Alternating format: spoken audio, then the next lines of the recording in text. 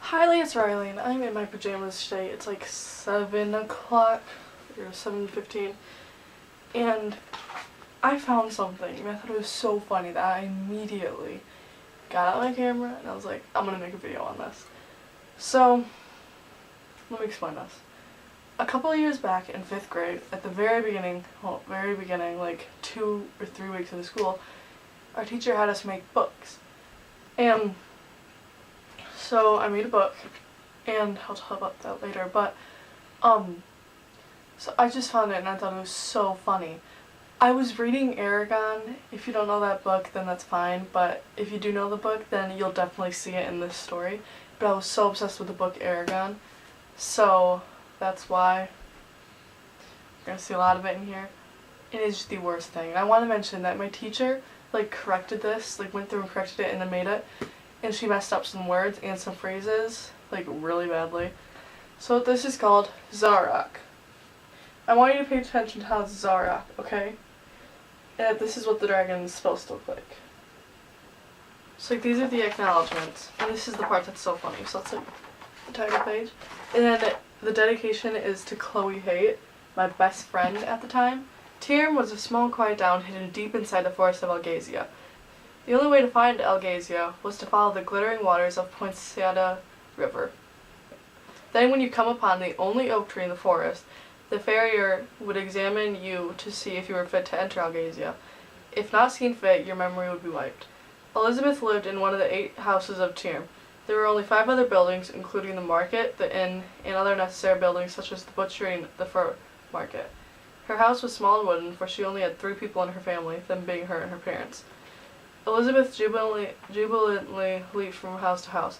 She had just sold all her goods that needed no use, and she had made $5 off of it, too. Friendly reminder, I wrote this when I was 9 or 10, so... Elizabeth looked down to find a round black stone. What on earth? Thought Elizabeth as she scrambled up. She picked up the stone and carefully studied it. What is this? When Elizabeth got home, she threw the $5 in a jar and rushed up to her small room. Light shone in from outside, giving just enough light to see the stone. Elizabeth went to bed, the stone snuggled in a drawer. Crash! Boom! Ah! Screamed Elizabeth as she fell off the bed, startled. The stone vigorously shook as Elizabeth stared and gnawed at the egg. Out waddled a sleek, black creature. Ah! Squeaked the creature. A wisp of smoke drifted before Elizabeth's eyes. A real dragon, thought Elizabeth. Faintly in the distance, Elizabeth heard a vicious "Aroo!" and he pounded on Elizabeth. The mom! Suddenly, harsh steps marched up the stairs. Elizabeth jumped to the window with the dragon strapped to her back. She then climbed on the roof because she had a feeling that strangers were there for a reason. Then Elizabeth ran to where she heard the vicious dragon cry. She notched her bow by instinct. The ground shook as the mother dragon walked to her destination. Then a dagger skimmed Elizabeth's nose, breaking the lingering silence. She grabbed it in midair and turned around to see 2 armed men wearing chains on their feet. Get her! They yelled in unison. This was the photo that really confused me. "Aroo!" roared a giant beast. Elizabeth spun to see an overly humongous dragon, eyeing the men suspiciously. Beads of sweat rolled off their faces, yet they notched their bows and tried to shoot. No, Elizabeth said as she pinned the man. This is where Eragon comes in. Thank you, said a voice inside her head. Elizabeth was puzzled, but instantly knew the dragon was touching her mind. You are one of the last of your kin. I won't let dragons die any time soon, thought Elizabeth. You are brave. Now step away from the men and give me my dragon. The beast reached out a talon. Elizabeth gingerly shut the dragon onto the mother. Whoosh! Fire flowed from the dragon's nose right at the men. They ran for the village, barely missing the dragon's wrath.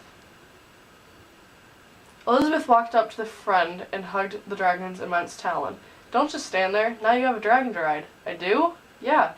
With that, Elizabeth climbed upon her companion and pronounced, I shall claim you, Zarok, and we shall slay all evil. Zarok and Elizabeth flew away, silhouetted by the sun.